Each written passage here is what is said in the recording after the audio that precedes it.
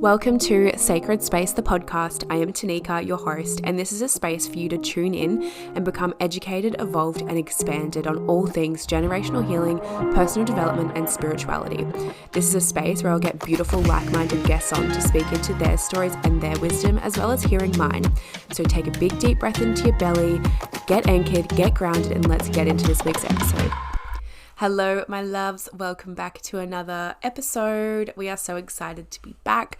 And today's episode is actually going to be really fun because I've been, obviously the past few episodes, and there's more coming, of me educating you on each phase of our cycle. So with the inner seasons, I've kind of just been doing a little bit of a dive into each inner season and how that correlates with each phase. But today I actually want to have a little chat about the archetypes that go with our cycle, because if you haven't seen already, I'm actually starting in August on the new moon. So on the 16th of August, I'm going to be opening the space to my new signature program, group mentorship, Sacred Cycle. And in this, it's a 6-week deep dive into the archetypes of your cycle, understanding your cycle, but it's also a space where we're going to learn how to have a better emotional intelligence and to kind of like understand why certain emotions might be coming up at certain phases of your cycle, but ways to actually hold yourself in that, move through that, regulate your nervous system, and really deepen the self-love and the self-worth that you have. It's going to just be the most incredible space, and this is going to be something I will be running regularly, but the price will rise each round. So since this is the first round, it is at an incredibly, insanely low price, and I'm just so excited. I've already had 2 women join. Well, I am recording this quite in advance, so there's probably more women in there by now. But it's just going to be a really beautiful space to connect with other women, all the things. So that's why I wanted to do a little episode on what the archetypes actually are, so that if you're sitting on the fence and you're wanting to learn more about your sacred cycle, you're wanting to understand how to regulate your nervous system and have a deeper connection to yourself, to your womb, to your body, to your soul, to your mind, body, soul, all the things. I just thought I would chat into that a bit so that we can have a little bit more understanding, because we love that. I also just want to preface, just because I'm doing, this masterclass on sacred cycle, if you are a woman who is wanting your bleed back, if you are a woman coming off of contraception, if you're wanting to understand how your body works in that way, I do deep dive quite energetically into this work. I really work with the energies of our womb. So if you're wanting support in that area on how to shift, to receive your bleed again, maybe you're not ovulating regularly, all the things, this is the space for you. This is the space for you, especially at such a low ticket. And you can upgrade to receive my one-on-one support. Anyway, let's get into this episode. I'm going to pull today's oracle card because, as we know, that's the new little thing I'm doing over here. We're going to do an oracle card instead of a quote of the week. The oracle card for today's episode is the Ancient Ones. So it's so beautiful. I love this card. This is really, as soon as I pulled it, symbolizing, our ancestors, those who came before us. And that's what's really powerful about working with our womb and understanding our cycle and the energetics of our cycle. Because when we understand the energetics of our cycle, we understand that as women, we are carrying literally wounding from past generations, so from our ancestors. So it's really powerful that this card showed itself to us today. I'm going to have a little read of what it says. So it's actually card number 1 as well. And, card number 1, or the number 1, is new beginnings and starting something new. It can also be a sign that you're in the right direction, all the things. But I'm going to read what the invitation is for us today. So the invitation is: the Ancient Ones are inviting you to reach to the future to help birth a new destiny for the earth. Go ahead, find out who you are becoming 10,000 years from now. If you accept the invitation, great power and blessings will come your way and allow you to craft a new destiny for yourself. Do not hesitate to bite off more than you can chew, because you have unlimited spiritual resources available right now.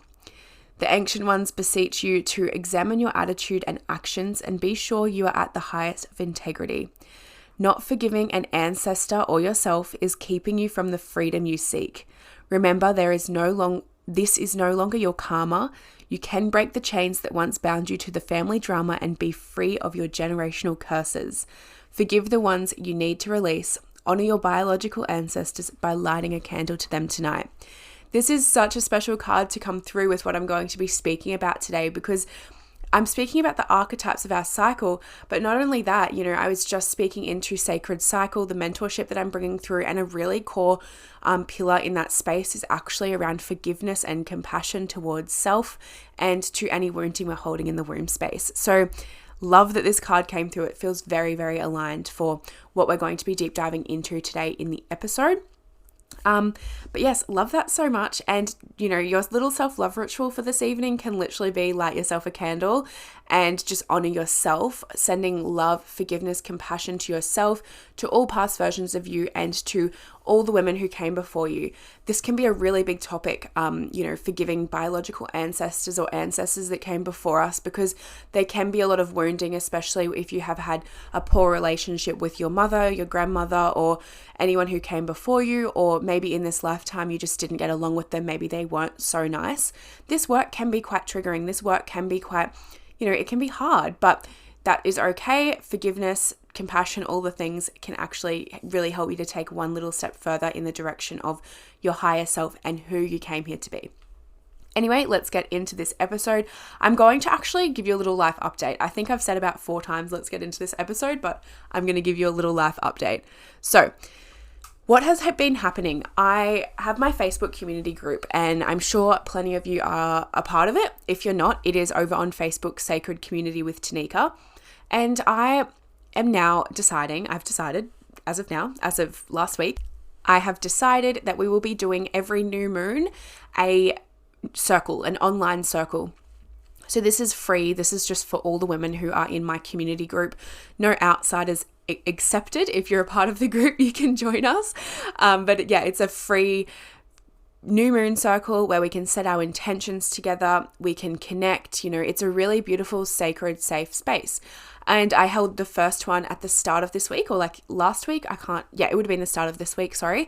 And it was just so special. We had just a couple of us on there, and it's just really nice to be held accountable to set your intentions. But also, when the new moon went into Cancer this week, we also had our nodal shift. So I'm not an astrologer, but our nodes, so our north node is where we're going in life. Our south node is where we've been and the lessons that we've already learned. So it can kind of be like easier for us in life. This is my understanding of it. It can be easier for us in life to sort of fall back into the south node traits rather than moving into the north node, because the north node is kind of like the new lessons. So for example, my north node is in Leo. So like in Leo, it's like striving to be a leader, striving to be seen in a full expression, blah, blah, blah. So that's kind of like what I'm here to learn and to step into. If you want to know your nodes, you just have to get your birth chart, do your birth chart, and it will be all on there. But anyway, we had this big shift. So they shift every 18 months. And like I said, I'm not an astrologer, but I do have a little bit of an understanding. And of course, this is just my perspective. But because the nodes shifted, it's activating more in our charts, right? It's like they've shifted into Aries and Libra, I think. Is that right? Like, is Libra directly across from Aries? I'm pretty sure that is right. So we've got like Aries in the north node now and Libra in the south node. Anyway, it's just like a time where like we are sort of like shifted into a different direction, because the north node is like our destiny. So there could be a lot going on right now with just like the new moon was in Cancer. Cancer is the ruler of the moon. So it's been like just like hectic energy. Anyway, if you want to learn more about like nodes and just astrology and understand it more, like I'm definitely not the person to come to. I kind of just deep dive into it for myself, but I just wanted to share that because the reason I'm sharing it is because I've had a lot of shifts happening for myself. I've had a lot of clarity drop through, particularly when I've been in the bath, and I realized this yesterday. I was like, no wonder I've been having so many baths. Like I love a bath, but it's fucking water. Like Cancer is water, and it's like water season, right? It's Cancer season. We're just about to step into Leo season. When this is like released, we'll be in Leo season. But I realized, oh my gosh, I've been having a bath like every fucking day and having these incredible downloads, incredible shifts. I feel like I'm like quantum leaping. I'm getting into the bath in one timeline and getting out in another. But it makes sense just with where the like planets are and stuff. But there's all this other stuff going on astrologically that like I've been low-key following just for my own little like understanding. But I just, yeah. Anyway, that's all happened, and I've really recognized that I've had a lot of shifts coming from that. I've also released my new Sacred Cycle group mentorship, which is just so exciting. I this has come through for me a couple of months ago, and I didn't know, like I was holding it off until it was the right timing. And it kind of makes sense that we're going to be kicking off in Leo season, because Leo season is all about the self. Leo is, so it's like, how perfect. And I released it on the Cancer new moon, which is like all about intuition and emotions. It feels so good. But yeah, that's been practically my life. I've had a lot going on in just like shifting through things, like I've said. And anyway, let's get into the episode. So I want to talk about the archetypes of our cycle today. So the archetypes of our cycle, we've got, they each have a relationship to each phase of our cycle, just as the inner seasons do. So we have our bleed time, our menstruation time, and this is when our wise woman energy is most present. So this is like the wise woman archetype, which is like, think of like your grandma, like an older woman. She's got lots of wisdom. And then we go into our inner spring, our follicular phase, and that is the maiden energy. So maiden is very naive, very playful, very fun. And then we move into ovulation, which is the mother energy. So the mother archetype, of course, this makes sense, right? Because the mother is like, when we're ovulating, we're fertile and we're like literally can fall pregnant. Like it just makes sense. Like that's where our body is. It's wanting to have a baby. Like every single cycle, our body is preparing for pregnancy.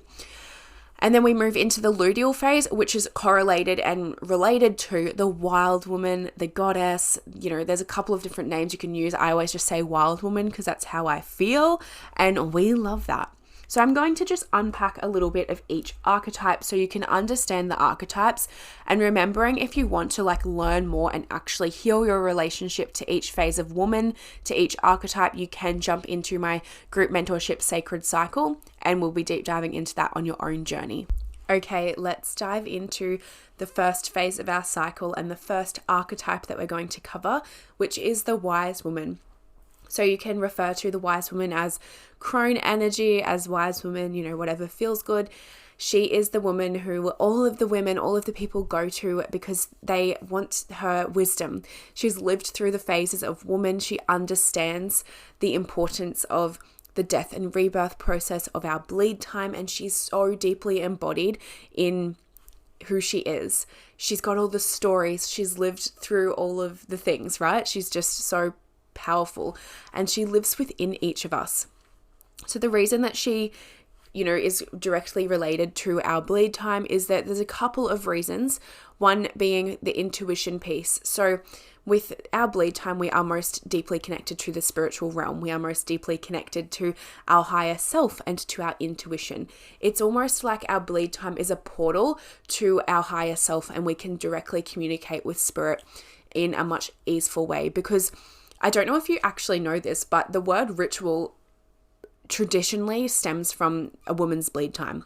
So we're in ritual when we're bleeding. So that is all one reason why it connects so deeply to the wise woman, because she is so wise. She's so intuitive. She knows how to trust her body. She embodies her elder wisdom, right? A really powerful message that the wise woman also has, and the reason that she has moved into the wise woman phase is because she's come to a place of acceptance that death and rebirth is really important, and she's no longer needed to be reminded this monthly on a cellular level. She understands the importance of death and rebirth. So that's another really powerful way that you can remember the wise woman accepts it. And when you are in that state of acceptance with your bleed time, and it is said, like, when your bleed stops, it's because you no longer need it. And that is coming to that place of acceptance. So really powerful there about the wise woman. I love working with the wise woman archetype with my cycle, because I feel like, well, actually, I know it is really important to connect to our innate wisdom. And another like mantra, I guess you could use, I don't know, like a mantra that you could use is, it is important like to remember how powerful rest is, but just like telling yourself when you're bleeding, there is no rush. There is no rush. There is no rush. Because the wise woman also doesn't rush. Like, she's an elder. She can't even move that fast. So just think about that next time you're bleeding, that you are so deeply connected to this part of yourself and to all the ancestors who came before you. Okay, let's go into maiden energy. Obviously, maiden energy. I don't know if I just mentioned this in the wise woman piece or not, but you know, each archetype has its light and dark, like shadow and light energies to it. So I'm just kind of covering just basically the archetypes, but if you do want to know more, jump in Sacred Cycle, my group mentorship, and you can understand that deeper. But the maiden energy is very much playful, very much fun. Think of maiden like literally me, right? I haven't had a kid yet. I'm very much just caring for myself, like very much just about me, what I want, all the things. And that is the maiden energy. It's very just trying new things, doing new things, starting new projects, getting a little bit creative, moving. That's just like the maiden. That is literally maiden. And see how this also directly links to inner spring and your follicular phase, because the maiden is very much like play, can be very naive. It's just like that is the maiden energy. And we want to embody this energy, this naiveness, not so much the naiveness, but like the playfulness, the fun, and the not really giving much of a fuck, like stepping into that, because our energy level is rising in this phase. And it's kind of like a woman, right? She's going from like a child into like a woman. And that's really what the maiden energy is. It's going from that child, like that needing to lean on others, to starting to just learn and play with being an adult and learning and playing with responsibility. So that is the maiden. And of course the maiden is the youngest in the circle of women, which is obviously quite obvious, but I just wanted to note that as well. That's why this energy feels quite like new and fun when you're in that embodying that archetype. And when you understand as well, like your relationship to each phase of woman can actually be linked to how you're energetically feeling throughout your cycle. If you have wounding, like inner child wounding, or wounding with your teenage self, or yourself pre being a mother, and you find your follicular phase is kind of fucked, it can be linked to your relationship there and like wounding that you have there. So I just want to preface that as well. I kind of, there's so much to go into. I'm like, anyway, we're going to jump into now our mother archetype. So the mother archetype is also known as like the nurturer, the carer. And obviously this is because, like I said, our mother archetype is very deeply connected to our ovulation energy. So ovulation time is when we are our most fertile. Our body is wanting to fall pregnant. So it kind of makes sense that that's where our energy is with that mother, that nurturer. But this is also the time, like the mother archetype is also here because she knows who the fuck she is. Like she is here and she is caring for others, but she cares for herself deeply. She is embodied in her sensuality and in her sexual energy. And that is very much what the mother archetype calls for in this phase of our cycle, but also just in general. Another piece to mention with the mother archetype is, as I said, it is the caretaker archetype as well, the nurturer. So this is also the time why it sort of makes sense why our inner energy is wanting to socialize and is wanting to step out and be seen, because we're also in that phase where we can tolerate people a bit better. Compared to other, archetypes of woman can be a little bit more standoffish, a little bit more, I don't want to like fuck with you. So this is the phase where it also makes sense for our expression, because we're so sure. The mother archetype is so sure in who she is. This is the embodied mother archetype, by the way. There are the shadow aspects to this. So if you don't relate, that's okay. There's just a little bit of work to do. No, we're none of us are healed. Okay, let's dive into now the wild woman archetype. Oh my gosh, my favorite. Like, honestly, love the wild woman. I feel like it's me. And I feel like a lot of women relate to this. And I feel like also there's been a lot of projections and external stories thrown onto this phase of our cycle, the luteal phase, but also this phase of woman. So the wild woman, she is like completely, she's been through the maiden, she's been through the mother, and now she's really stepping in to that wildly primal part of self. This is before she's going to be going through menopause. So think of like the woman who's, hasn't gone through menopause yet, but she's kind of like had her bleed for a few years. She's embodied in who the fuck she is, but she's also embodied in her expression. So this phase, this archetype is quite a shadowy archetype as it is. There is the edginess, there is the primal coming back to body, understanding sensuality, moody, expressing emotions and being connected to emotions. But this can be quite shadowy because it's kind of from the depths of self. It's like that final phase. It's that completion phase of woman before she steps into, being a wild, wise woman. So we love that. This like I said, is connected to the luteal phase, which is quite deeply connected to that energy of the luteal phase. And another thing I want to add to do with the wild woman, which can help you to understand the true rawness of this energy that comes through us. And yeah, so there's goddesses that are related to each phase, and I'll go into this in a different episode. I might even do a series about the goddesses that can be related to each phase. But if you have heard of goddess Kali Ma, she is a Hindu goddess. You would know her probably by the way she looks. Is like, she looks quite like scary, but she holds the skulls in her hands, and she's a very shadowy goddess. You know, I think she used to like she was the goddess of death and destruction, and she really in that stands for female like strength and willingness to be a female, right? She's quite a big symbol. So if you don't know about Kali Ma, maybe even look her up, because I have done some work with this goddess, and I think this is why I feel so deeply connected to the wild woman, and why I'm like, I fucking love the wild woman phase. I love the wild woman archetype. I love all of this. I definitely feel like it's because I have done some work with this goddess. But anyway, it's nothing to be feared of. And if you feel very like disconnected, sorry, my dog is barking, FYI, you can probably hear her. If you feel disconnected from the part of self that is very primal, that is very raw, that is very edgy and expression based in the deeper parts of expression, rather than the like expression like the mother archetype that wants to be seen. Yeah, if you're not feeling that deep connection, then, you know, there's just, like I said, there's the shadow and light aspects, and we can do some work around that. I'm just going to go see what is going on with my dog, BRB, friends. Okay, I am back. I had a little visitor pop in that I was not expecting. So, you know, Luna has to just let me know whenever anyone's here. If you are an in-person client of mine, you would know Luna is very... She always barks and barks and barks until I acknowledge, okay, there is someone here. Anyway, I feel like I've kind of like dived into each archetype quite well. There, of course, is a lot more to it. I just wanted to give you a basic outline of each phase of woman. And it's really interesting because it is, you know, we have the 4 phases of our cycle. We have the 4 phases of woman, and it's just so beautiful when you begin to make these connections, and it allows you to just understand who you actually are and embody who you are on a lot deeper of a level.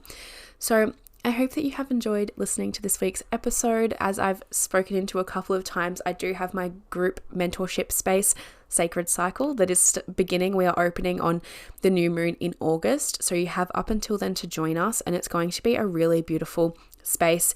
I will be doing a lot of, you know, we'll do some masterclasses around learning things. There'll also be feminine embodiment practices. You'll be held accountable.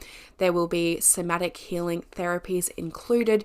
It's going to be a really beautiful space, a very healing and transformational space, especially towards the end of the year. That is just what we are searching for. Well, it's mid-year, you know what I mean? I mean mid-year, not end of the year. Don't get so ahead of myself. See what I mean? I feel like timelines are just so fucking weird. Anyway, so yeah, that's all held online, and there will be direct, you know, you'll have access to it for lifetime access, which is beautiful, absolutely incredible. I would love for you to join us. Anyway, thank you so much for listening again to another episode on This Sacred Space, the podcast. I love you all. I love this community, and I would just love to ask you, if you haven't already left me a written review on Apple Podcasts, I would deeply, deeply, deeply appreciate you so much for leaving me a written review over on Apple Podcasts, or leaving me a rating on Spotify. You can just do that by heading to like my podcast page and leaving me a review, and it really helps this podcast to grow. And I do appreciate each and every one of you who has left me a review. It really helps me to understand what you guys want to hear, what you guys are liking, all the things. And I do want to remind you as well, if you're not a part of my sacred community with Tanika on Facebook, jump over there, because that's sort of where you can ask me anonymous questions for the podcast, and you're just sort of like more deeply in my world, which is really fun, especially if you're not in a space where you can, you know, dive into like one-on-one mentorship and stuff with me. It's just nice to be in a little bit closer proximity by being a part of that group. If you're not already following me over on socials, it's at Sacred Space W Tanika Lace, or you can head over to my website www.sacredspacetanikalace.com to find out what I've got going on, to see what you can do with me, what you can learn, all the things. We love it so much, and I love you so much. I'm sending you so much gratitude and love, and I'll be back in your ears next Thursday at 5:55 a.m.